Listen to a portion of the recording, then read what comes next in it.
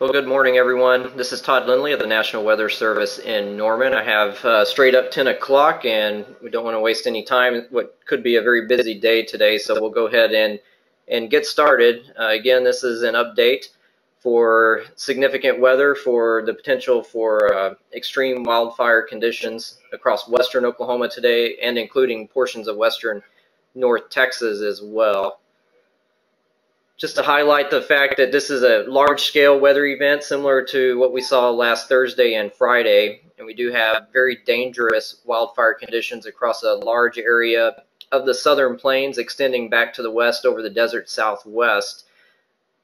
In addition to just extreme relative humidity, wind, temperature combinations today, we're also expecting a dangerous wind shift this evening, and I'll have some more details about the timing of that, but the impacts of that will be, any large wind-driven fires that develop during the afternoon and early evening hours would be impacted by that wind shift, creating the potential for very large head fires to spread in the post-frontal environment. Also, as a reminder, lesson learned from past dangerous fire conditions across the country show that about 70% of all wildland fire fatalities are associated with wind shifts. So if you get engaged on a fire later today, a top priority needs to be to contact our office and get updates on the timing and location of that wind shift and when it will impact your incident.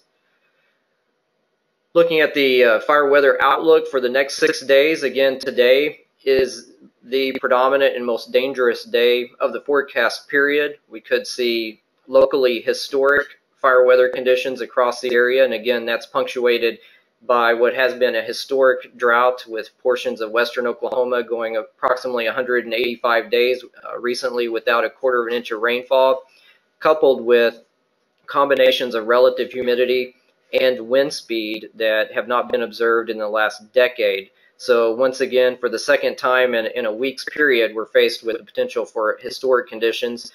Those conditions will remain near elevated or near critical tomorrow on Wednesday in the post-frontal environment, as it will remain very dry, cooler, but wind speeds will remain quite strong from the northwest tomorrow, lending towards near critical conditions. And then there is a glimmer of hope we'll discuss in a moment with increased moisture and rain chances by the second half of the week and into the weekend. So the conditions we're generally expecting today include widespread area of below 15% relative humidity, and in fact much below. Portions of this area will see relative humidities closer to 5% during the afternoon today across the western fifth or so of Oklahoma. Lesser relative humidities, less critical relative humidities of 15 to 25% will generally extend eastward towards I-44 in southern Oklahoma and I-35 in northern Oklahoma. And of course, this relative humidity will be coupled with very strong winds, sustained 20 to 30 miles an hour from the south to southwest, and frequent gusts 40 to 50 miles an hour. Also would like to point out that it is going to be quite hot today in western Oklahoma in the highest fire danger area, with high temperatures in the 90s, likely the mid-90s. So we want to be very cautious, take precautions against heat exhaustion. That'd be a high risk for firefighters engaged on fires out there today, and of course very dangerous. If we look at a fire weather index here, the red flag threat index, we see that it is again showing extreme conditions across far western Oklahoma, with localized pockets of historic across portions of southwest Oklahoma and western North Texas. Some latest model updates that we're seeing indicate that historic could also extend up towards the Woodward area as well.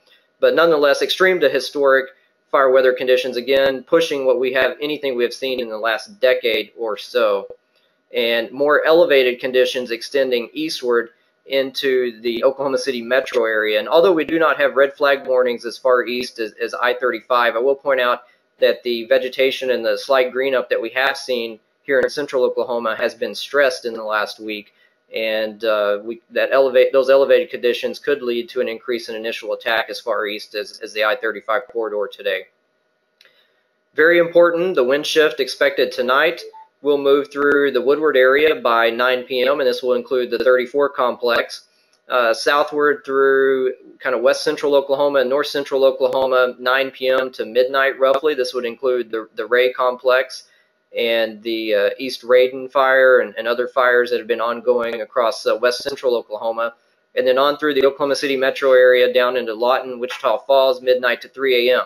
These are kind of broad time ranges, so again, we encourage you, if you have a fire ongoing and you need detailed specifics about the timing of that wind shift, please contact us directly. As we go into tomorrow, again, continued elevated to critical conditions across a good portion of the state. As you can see, the air behind the front will be very dry, widespread 15 to 25% RHs, and some areas, unfortunately, below 15% RH across far western Oklahoma and western North Texas. This will be with a northwest wind of 15 to 25 miles an hour and gusts upwards of 35 miles an hour. So some things to remember today. Again, it is a particularly dangerous situation across western Oklahoma today, as we are expecting extreme to near historic fire conditions once again.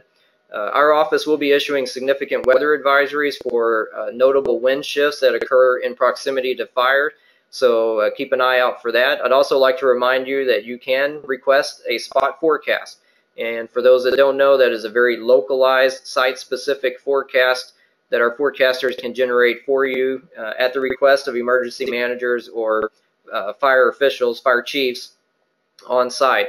And you submit that via our website under the fire weather page, or you can call us directly to make a direct request for that. Also remember that you have the option to request, as emergency managers or fire chiefs, the fire warning to be issued from our office. That is issued at your request and provides detailed evacuation instructions. So the forecaster will ask you for details on the specific areas to be evacuated and your instructions for them, and we can relay that via the EAS network and get that out across all of our channels of communication. And Oklahoma Forestry did issue a firefighter safety briefing. Again, their message remains unchanged, as it has been from last week when all this began on Thursday and Friday. Again, we are expecting extreme fire behavior today. That cannot be overstated. As firefighters and as decision makers out there, you guys should be defensive. Avoid a frontal fire attack on the heads of these fires. They will be weather driven, and better opportunities to be offensive on the attack of these fires will settle in with improved weather.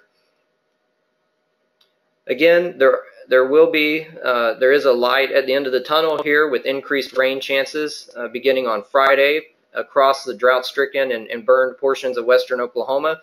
Rain chances go up to 40 to 60% and increase into Friday night as we get upwards of 80 to 100% chance of rain in Woodward down to the west of Clinton.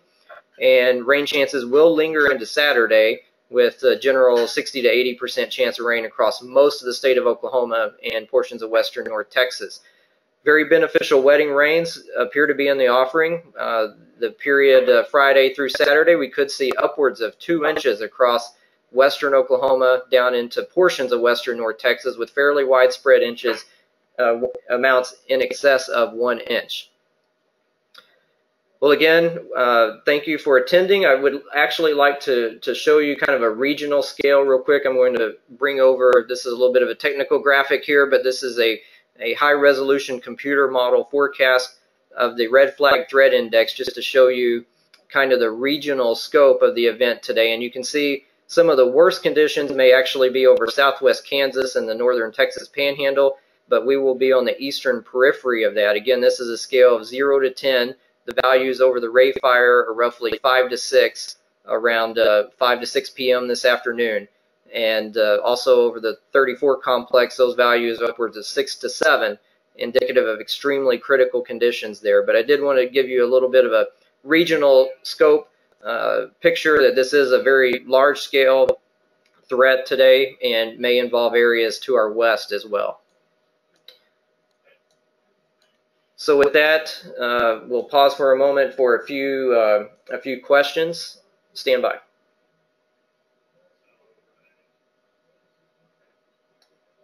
question about whether or not the wind shift will bring smoke back into the metro area. A little hard to predict that just yet, but it is certainly a possibility, something we will be looking for. And this is being recorded, and we will relay the slides and the video as we normally do. All right, and no other questions heard, so with that, we'll end the webinar. Thank you.